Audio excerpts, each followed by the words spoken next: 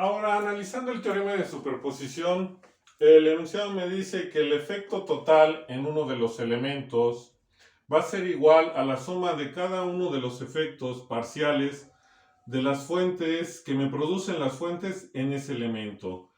¿Qué implica esto? Que vamos a tener que hacer tantos cálculos como fuentes tenga el circuito. ¿Cuál sería, entre comillas, la limitante del teorema de superposición? O no limitante, sino más bien, ¿cuándo no se puede aplicar el teorema de superposición? Cuando en mi circuito eléctrico solo exista una fuente. Cuando exista más de una fuente, se va a poder aplicar el teorema de superposición. Esto es, si yo tengo dos o más fuentes, siempre voy a poder aplicar el teorema de superposición. Si solo existe una fuente, no importa de qué sea, no voy a poder aplicar el teorema de superposición.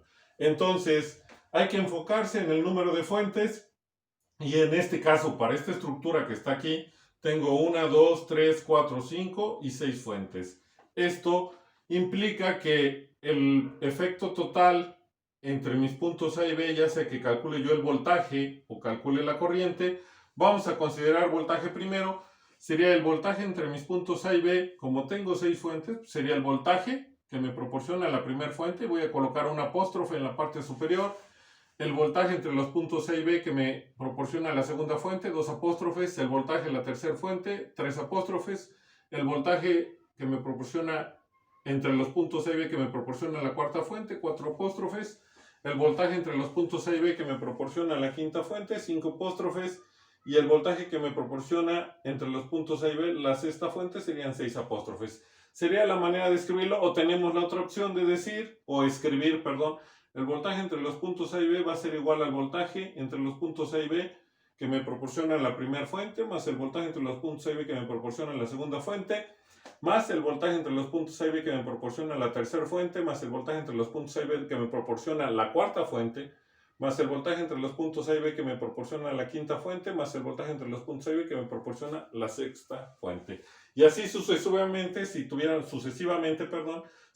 más de 6 fuentes. Si tuviéramos 3, bueno, pues nos quedaríamos en 3.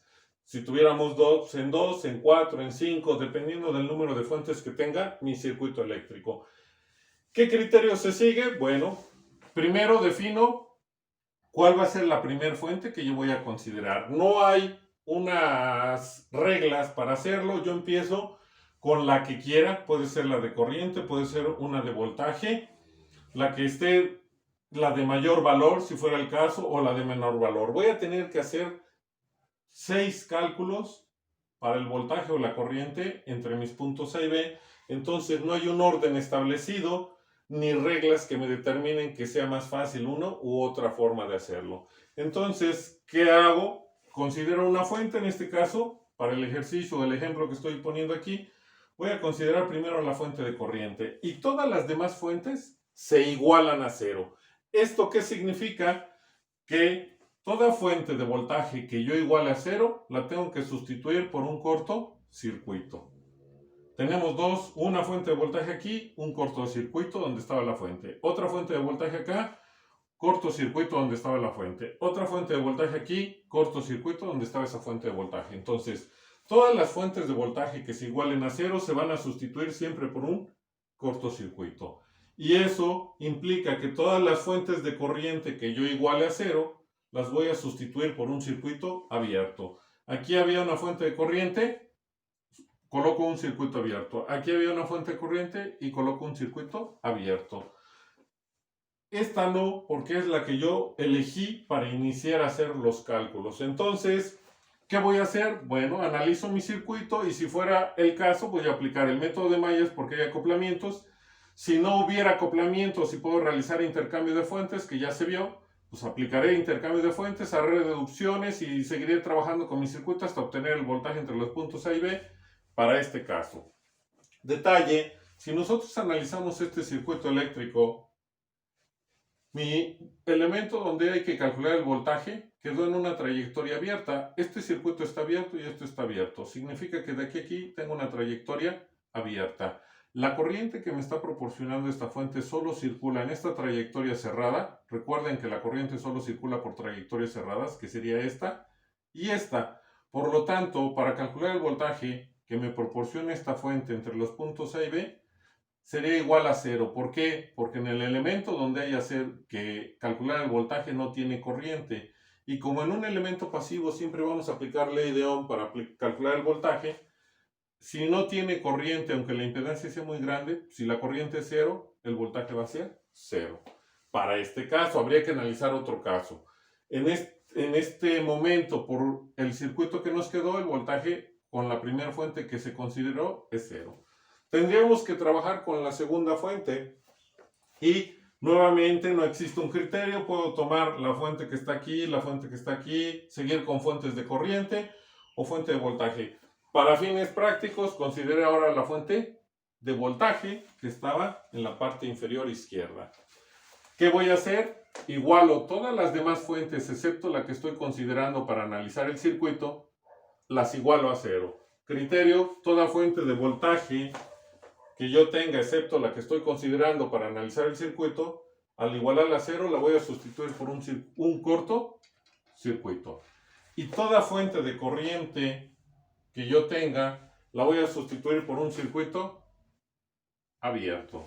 En este caso, tengo una trayectoria abierta, por lo tanto no va a circular corriente de esta fuente a través del circuito y nuevamente el voltaje sería 0. Si voy analizando cada una de ellas, puede ser que solo haga pequeños cálculos para unas fuentes, no para todas. Siempre hay que analizar el circuito que se tiene. Para este caso, el que está dibujado aquí, está sucediendo que como tengo trayectorias abiertas, no circula corriente en el elemento donde debo de hacer el cálculo de voltaje y por eso para la primera fuente 0, para la segunda fuente 0, habría que analizar si para la tercera fuente que consideremos que puede ser esta o esta fuente, también nos dé 0, entonces, y si no, habría que hacer los cálculos, ya sea aplicando, en este caso, como hay acoplamientos, el método de malla. Si no hubiera acoplamientos, podría ser que intercambio de fuentes, y después mallas o un divisor de corriente, o al realizar un intercambio, un divisor de voltaje. Entonces, siempre vamos a tomar una fuente, las demás fuentes se van a tener que igualar a 0, con el criterio de que toda fuente de voltaje que se iguala a 0 es un cortocircuito y toda fuente de corriente que se iguala a 0 es un circuito abierto. Analizamos el circuito que nos quedó, calculamos el voltaje y una vez que se haya obtenido, dejamos ese circuito y ahora vamos con la segunda fuente, que no importa cuál sea, todas las demás las igualamos a 0, analizamos el circuito que nos quedó, calculamos el voltaje y una vez que se haya obtenido, ahora vamos a considerar otra fuente. Y así 6 veces porque tenemos 6 fuentes. Y recuerden que el efecto parcial está en función de cada una de las fuentes. No podemos aplicar el teorema de superposición cuando solo hay una fuente. El teorema de superposición solo se aplica cuando se tienen 2 o más fuentes en mi circuito eléctrico. ¿Qué hacemos? Ya lo mencioné y habría que después sumar todos esos voltajes y ese sería el voltaje o el efecto total en el elemento donde estoy calculando el voltaje. Básicamente eso es el teorema de superposición.